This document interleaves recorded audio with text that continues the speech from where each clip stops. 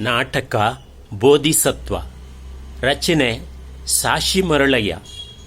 ಅಶರೀರವಾಣಿ ಬುದ್ಧನಿಗೆ ಹೇಳುವ ಮಾತುಗಳು. ಹೂವೆಂಬ ಭ್ರಮೆಯಿಂದ ಜ್ವಾಲೆಯನ್ನು ಮುತ್ತಿಡಲು ಧಾವಿಸುವ ಪತಂಗದಂತಾಗದಿರು. ನೀನವಳ ಸ್ಪರ್ಶಿಸಲು ನುಚ್ಚು ನೂರಾಗುವುದು ನಿನ್ನೆದೆಯ ನಿಶ್ಚಯದ ಸೌಭದ್ರ ಕೋಟೆ. ನಿನ್ನ ಬಯಕೆಯ ಕಡಲು ಬತ್ತಿ ಬಯಲಾಗುವುದು. ಕರಗಿ ಹರಿದಿತ್ತಿಲ್ಲೇ ನಿನ್ನ ಛಲ ನಿರ್ಧಾರ ಹೈಮಾಚಲ.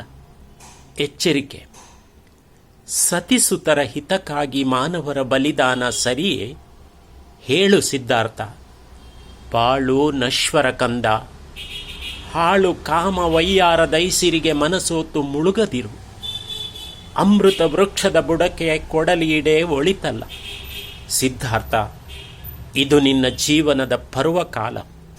ನಿನ್ನ ಯೋಗ್ಯತೆ ಮೆರೆವ ಚರಣಘಟ್ಟ. ಅಲ್ಲಿ ಹಳು ಮೋಹಿನಿ, ಇಲ್ಲಿ ಹನು ವಿರಾಗಿ. ನಿನ್ನ ಆಯ್ಕೆ ಯಾರಲ್ಲಿ?